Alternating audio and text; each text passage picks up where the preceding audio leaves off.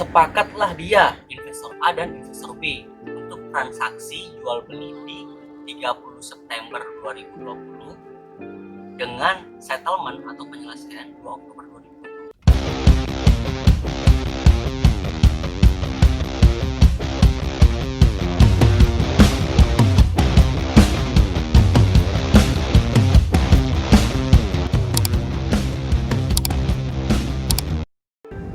Hai semuanya, balik lagi di channel Since Wealth Paradise. Nah, di slide ini gue ilustrasikan lah ya, misalnya 15 Agustus sudah dibagi kupon, udah tuh kalian dapat. 15 September nanti itu kalian dapat dong kupon. Nah, setelah itu boleh diperdagangkan dong, boleh diperdagangkan kan. Nah,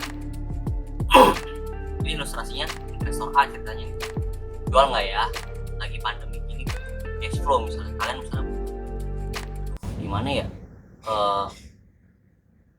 pegang lama apa jual sekarang aja gitu. Itu investor A yang udah punya. Ada dong investor B yang dia bilang, wah 15 Juli kemarin gue nggak dapet nih, nggak sempet beli orinya gitu. Mungkin ada kegiatan apa nggak sempet, terus sekarang ngotot mau beli. Sekarang pokoknya gue harus punya nih, soalnya gue cinta banget sama negara, soalnya gue mau membantu pemerintah dalam menanggulangi COVID atau pembangunan. Karena kan Bu Sri bilang kan, ya dengan kalian beli ori itu kalian bisa membantu pembangunan Indonesia. Misalnya beli nih, berarti ketemu lah ya antara investor A dan investor B. Yang mana sebelumnya kita perlu tahu bahwa pembagian kupon selanjutnya adalah di 15 Oktober 2020. Oke, ketemu nih investor A dan investor B. Nah, sepakatlah dia, investor A dan investor B, untuk transaksi jual beli di 30 September 2020 dengan settlement atau penyelesaian 2 Oktober 2020. Oke, perlu gue jelasin bahwa transaksi obligasi itu nggak semudah kalian beli gorengan gitu, misalnya bayar sekarang dapat sekarang. Enggak, biasanya dia ada tanggal penyelesaian transaksi. Misalnya ada yang T+1 berarti jual 30, oke nanti dibayarnya tanggal 1 Oktober. Ada yang T+2 gitu, 30 September terus bayarnya 2 Oktober. Ada yang misal 3 hari bayarnya 3 Oktober. Tapi ini yang umum biasanya T+2, 2 hari setelahnya baru terjadi penyelesaian transaksi. Nah, berarti investor A setelah mendapat kupon di 15 September 2020 dan baru nanti pindah barangnya atau diselesaikan transaksinya ke investor B pada 2 Oktober 2020. Berarti jarak yang dia pegang dari awal pembagian kupon terakhir ke 2 Oktober 2020 adalah 17 hari. Itu yang namanya hak kupon terutang. Karena kenapa? Kenapa sih Bang? Kan dia megangnya dari 15 Juli 2020. 15 Juli 2020 udah selesai permasalahannya karena 15 Agustus sudah dikasih kupon oleh pemerintah dan 15 September dikasih kupon oleh pemerintah. Yang belum dia dapat kuponnya itu hanya dari 15 September 2020 sampai 2 Oktober 2020, which is 17 hari. Nah, gimana sih caranya? Dengan adanya transaksi ini, karena pemerintah nggak mau tahu atau penerbit lah ya nggak mau tahu, ya gue kan janjinya bayarnya setiap tanggal 15. Nah, kalian transaksi di tanggal 2. Itu gimana sih? Kan kita bakal bayarnya itu di 15 Oktober 2020. Nah, investor B nalangin hak kuponnya dari investor A. Jadi, investor B selain bayar pokok, selain bayar harga beli, dia harus nalangin hak kupon sebanyak 17 hari tadi ke investor A. Jadi investor A nggak perlu lagi, oh saya belum dapat nih kupon 17 hari, enggak. ditalangin dulu sama investor B. Nanti investor B baru dapat full di tanggal 15 Oktober. Oke, jadi skemanya gitu. Jadi kayak transaksi itu adalah nalangin dulu kuponnya, nanti baru dia dapat full dari penerbit atau dalam hal ini pemerintah. Oke, sebelum kita bahas masalah angka-angkanya, kita bahas dulu tentang syarat pengenaan pajak. Tadi kan ada pajaknya ya, yang namanya obligasi itu pasti kena pajak, baik itu pajak dari kenaikan harga dan pajak dari kupon. Jadi aturannya yang gue tahu gini nih, kalau capital gain berarti kalian untung, kenaikan harganya jadi untung, tambah kupon itu hasilnya positif. Misalnya untung 60.000 tambah kuponnya 5.000, jadi kalian dapat 60.000 positif dong. Itu dua-duanya kena pajak. Kenaikan harga capital gain juga kena pajak, kuponnya juga kena pajak, dua-duanya kena 15%. Oke, itu syarat yang pertama.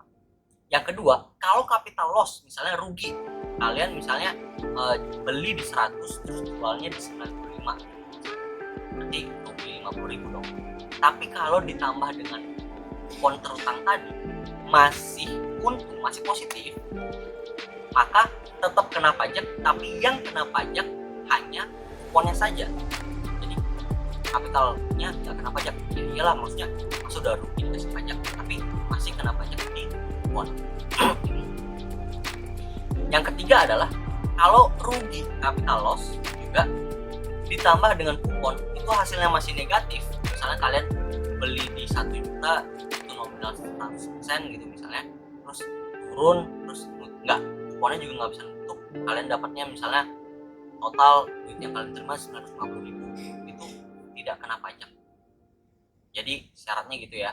Dan kita jelasin dulu nih, kita sepakatin dulu sebelum menghitung ya, gimana perhitungannya itu berdasarkan kesepakatan inilah, kondisi seperti kondisi ini. Oke, nama obligasinya ORI 017, kalian udah punya 1 juta nominalnya, kuponnya 6,4%, pajak 15%, harga beli pada saat 15 Juni kemarin itu di 100%, udah pasti. Jadi kalau kalian dapat di perdana atau di masa penawaran pemerintah atau penerbit itu kalian beli, itu udah pasti di harga 100%. Nah, setelah gue cek ternyata per kemarin itu harga ORI 017 itu harganya udah 103,65, berarti ada kenaikan harga dong. Nah, di sini kalian menetapkan untuk jual misalnya. Sepakatan lagi, tanggal transaksi 30 September, ini sesuai skenario aja ya. 30 September 2020, tanggal serah terima 2 Oktober 2020. Yang dipakai acuan pindah barang adalah 2 Oktober 2020, bukan tanggal transaksi. Sekali lagi, bukan tanggal transaksi yang dipakai untuk perpindahan barang, tapi 2 Oktober 2020, tanggal serah terima. Kita sepakatin lagi, pembayaran kupon terakhir asumsi berarti 15 September 2020, karena kita transaksinya di 30 September 2020. Kupon selanjutnya di mana sih? 15 Oktober 2020 ya nggak? Jadi kita sepakatin ini. Maka di sini kita akan dapat capital gain yang sebesar 36.500. Karena udah untung tuh dari kita beli 100%, itu harga jualnya 103,65%. Hari berhak kupon dari tadi 15 September ya 2020 kita bayar kupon terakhir, sampai 2 Oktober 2020 itulah 17 hari. Berarti kupon grossnya adalah 3.022 rupiah. Ini ya kupon grossnya. Gimana sih cara ngitungnya? Itu akan ada di slide selanjutnya. Capital gain adalah rumusnya, harga jual kalian akan jual di 103,65 sepakatnya berdasarkan harga terakhir. Tapi itu pun kalau ada orang mau beli, kita asumsikan harga itu aja. Kurangi harga beli 100%, dibagi harga beli dikali 100%, dikali nominal, berarti 103,65 kali 100 bagi 100 kali 100 dikali nominalnya 1 juta, karena kalian sepakat beli dengan 1 juta. Maka return kalian adalah 3,65%. Dari kenaikan harga aja kalian udah dapat cuan 3,65%. dikali nominal 1 juta, berarti cuan yang kalian dapat adalah 30.500. Kita loncat dulu ya ke kupon gross. Kupon gross cara ngitungnya adalah nominal pokoknya dikali rate kuponnya dibagi hari pembagi dalam setahun dikali jumlah hari simpan. Nah, nominal pokok 1 juta dikali 6,4%. Hari pembagi kebetulan 360 karena dari September ke Oktober itu 15 September sampai 15 Oktober itu 30 hari. 30 hari kali 12 360. Dikali 17 hari masa simpan dari 15 September ke 2 Oktober. Hasilnya adalah 3.022. Kalau ditambahkan sesuai syarat kenaan pajak tadi, capital gain ditambah kupon itu masih positif kan? Berarti dua-duanya baik capital gain maupun kupon itu kena pajak. Berarti pajak capital gain kita itu 36500 kali 12% itu 5405 kena pajaknya.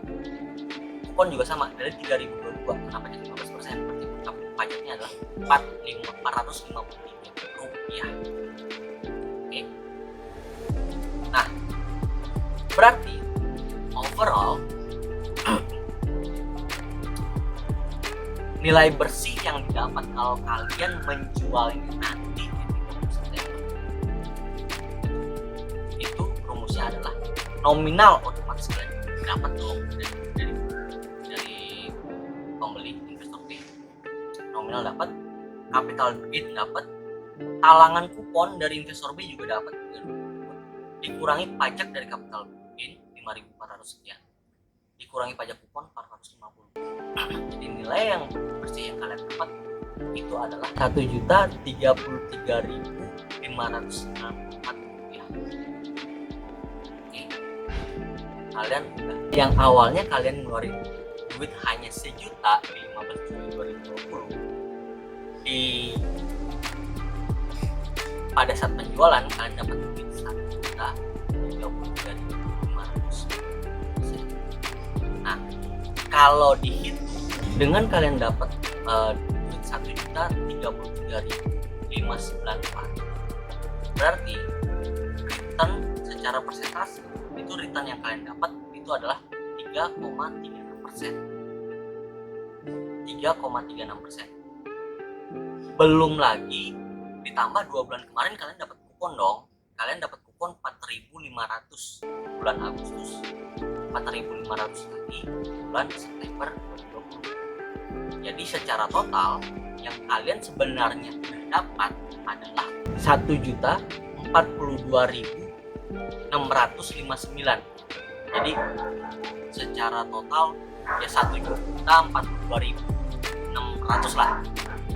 Itu persentasenya adalah dari pokok kalian hanya 1 juta, itu kalian sudah pegang return 4,27% dalam hanya waktu 79 hari. 79 hari berapa bulan sih? 2 bulan lebih. 2 bulan lebih ya. 2 bulan lebih kalian dapat return 4,27%.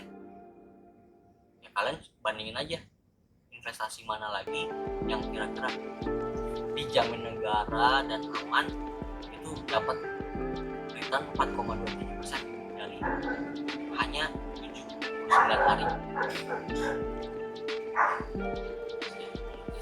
Ini juga anjing. Kalian pasti kan nanya itu dari pola pikir dan jual dong,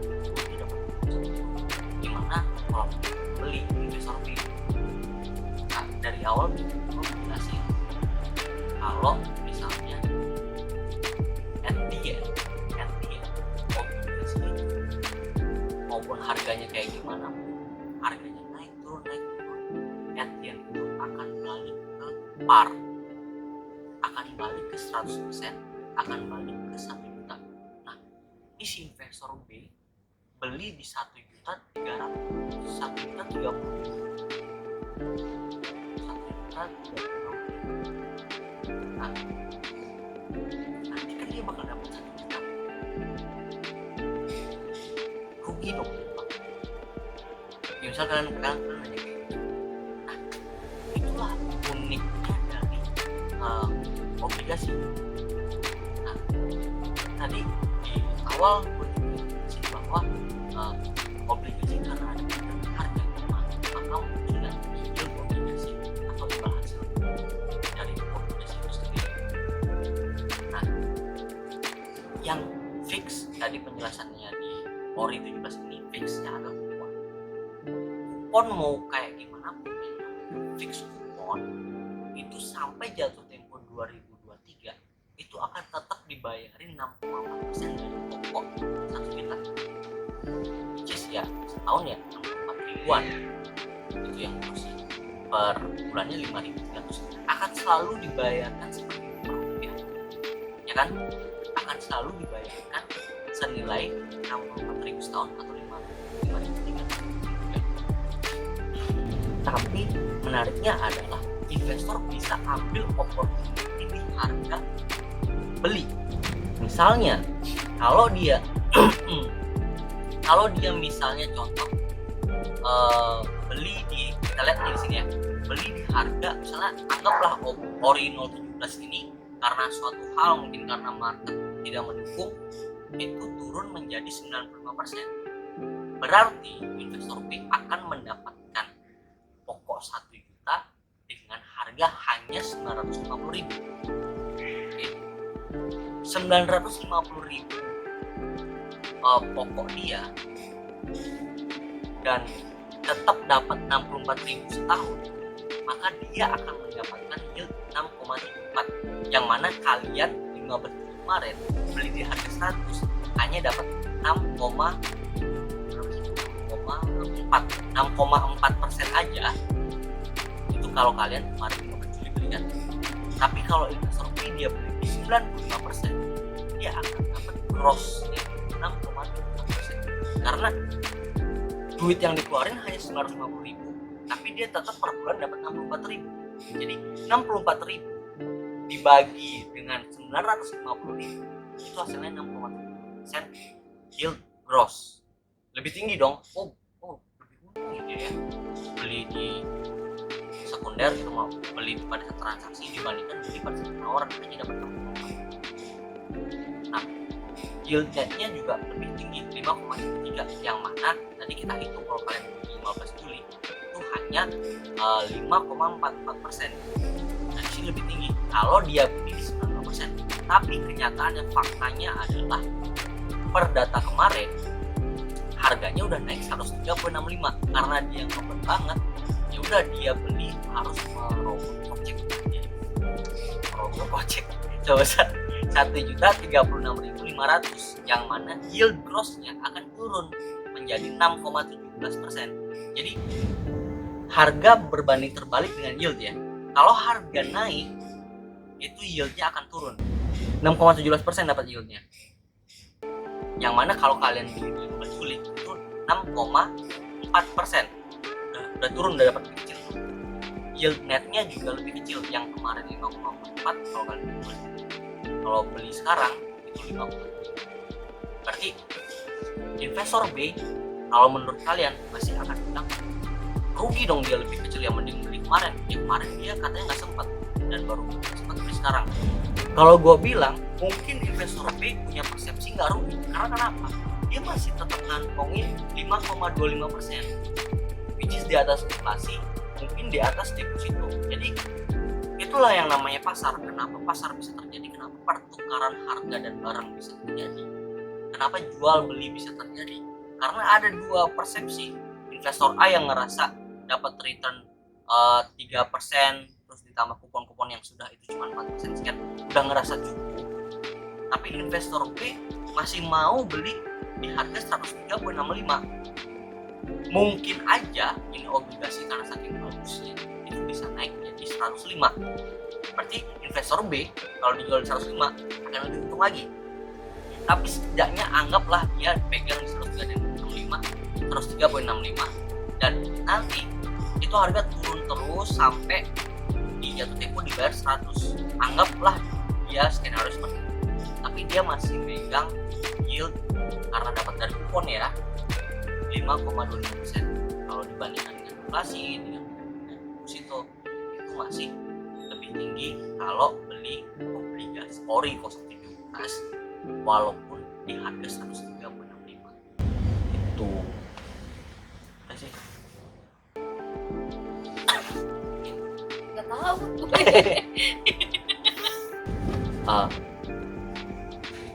Dikit-dikit lagi.